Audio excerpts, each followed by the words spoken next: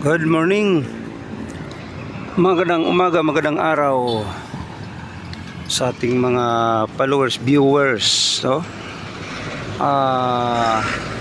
Salamat sa inyong pagsubaybay sa ating YouTube channel na lagi kayo naka-antay sa ating upload araw-araw. So, mga kababayan, ang ating pag-usapan tungkol sa impeachment ni Inday Sara. So, hindi kay yan lang ang ating pag-usapan, kung hindi ang tungkol sa kalusugan kay Tatay Duterte. So, shout out muna tayo sa ating mga followers. Shout out sa inyong lahat. Sa mga nakapag-subscribe na, salamat sa inyo. Ang hindi pa nakapag-subscribe, mag-subscribe na kayo. Pindutin na ninyong bell button para updated kayo sa ating araw-araw i-upload, na hindi tayo magpahuli sa mga i-upload, no? So sa ating mga DDS vloggers, good morning sa lahat. Kay Sara Duterte, good morning Duterte family. Shout out sa ating mga listeners, taga subaybay sa ating YouTube. So, kumari, suportahan pa hindi itong ating YouTube, no? So, halina kayo, magsama-sama na tayo dito sa ating YouTube, no? Dito na tayo para magtuloy-tuloy ang ating mga programa sa ating YouTube. Ang ating programa, dahil ang mga natin ay isang mga pangyayari sa ating bansa na hindi kaya-aya o walang kakwinta-kwinta ang ating admin, no? So puro lang pira, nakaw, no? Malita-malita na involved na ang ating mga Philippine Navy, no? May nakapagsalita na, ayaw rin magsalita doon sa preliminary investigation sa Blue Ribbon Committee ni Ping Lacson. So mga kababayan, ulitin ko, magandang araw, magandang umaga. Shout out sa lahat sa ating taga-subaybay. Shout out sa ating mga listeners. Shout out sa ating mga supporters. Shout out supporters ni Tatay Duterte. Happy birthday Tatay Duterte, mabuhay ka. Laban lang, kasi ganun ang mga bangag nga walang kwintas sa lipunan. Puros lang nakaw. So mga kababayan, nandito na tayo, no? Unsa pa itong inaantay? Mag-umpisa tayo tungkol sa impeachment ni Inday Sara. Mga kababayan, ay pabalik-balik, paulit-ulit na kasawa dahil sila hanap ng butas. Wala namang mahanap ng butas kung hindi sila ang mahanap sa badang huli. Ikulong lahat sila natin, mga kababayan, no? Abulin natin. May karapatan naman tayong mamamayang Pilipino nga magsalita sa ating mga problema bawat isa. Bakit ang ating pera nga nakasalalay sa ating bansa ay ninakaw? Pagkatapos hanap sila paraan i-impeach si Inday Sara paulit-ulit na wala namang mga ebidensyang inahain, no?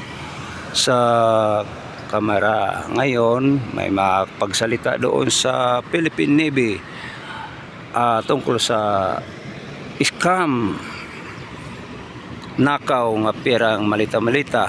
So hindi pinayagan ni Lacson, kung magsalita man ay isang palihis sa mga usapin,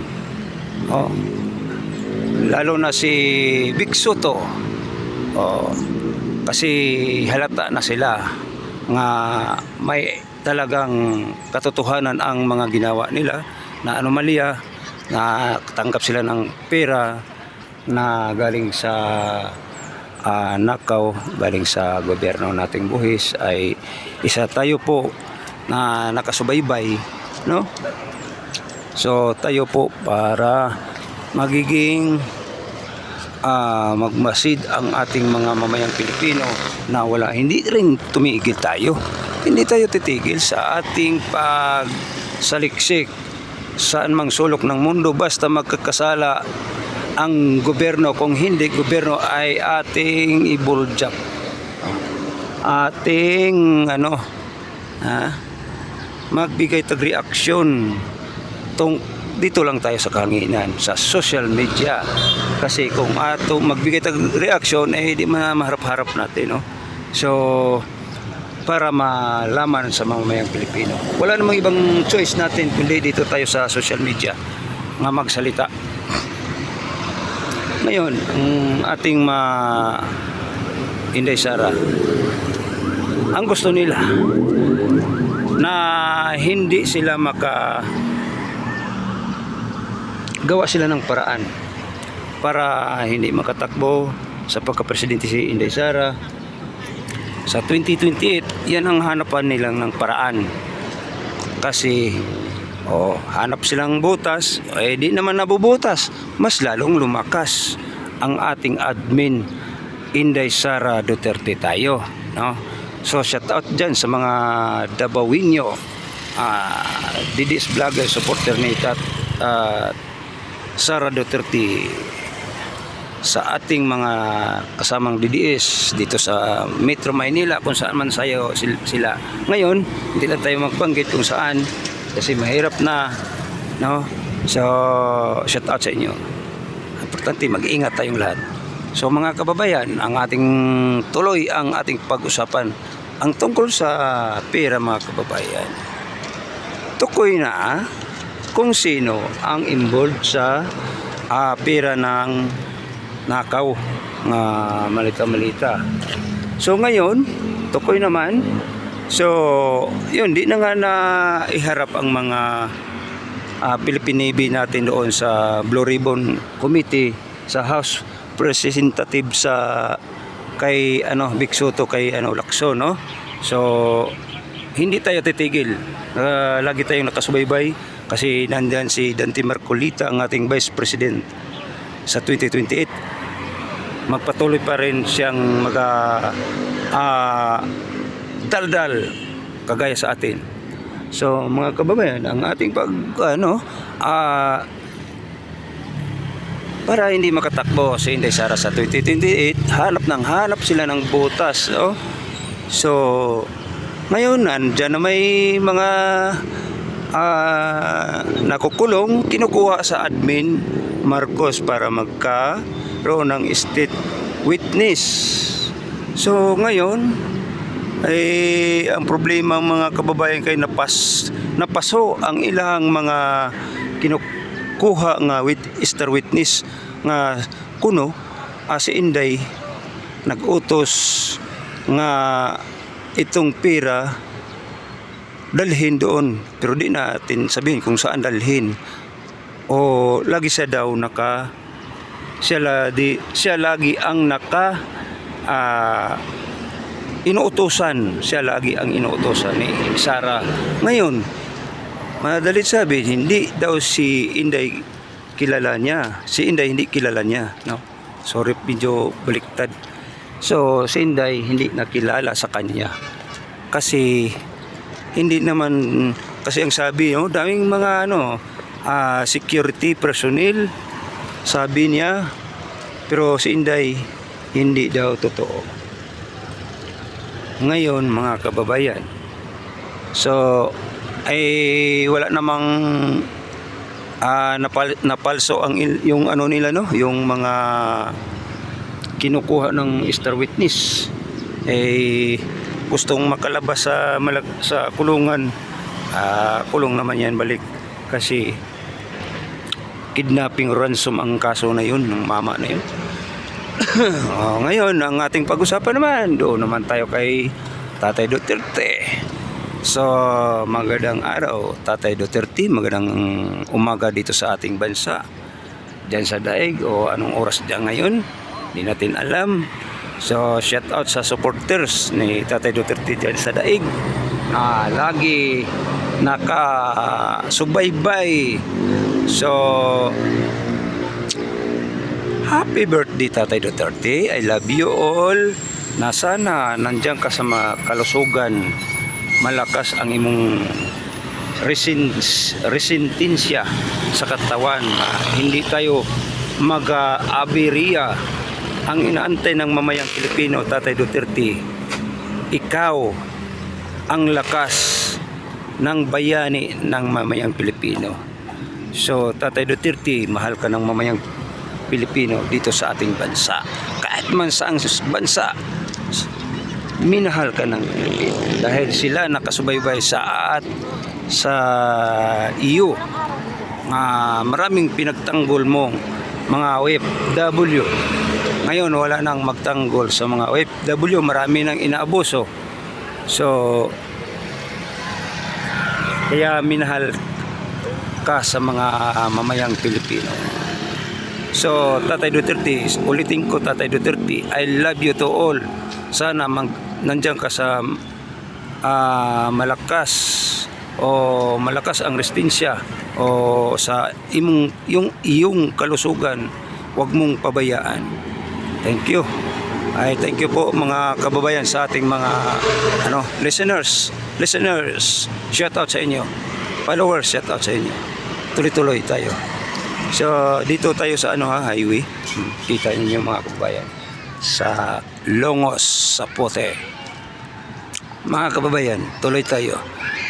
So maraming mga ni ngagba nga hahanapan ng butas si Inday Sara pati Tatay Duterte nga sabi neutral si Duterte, neutral daw.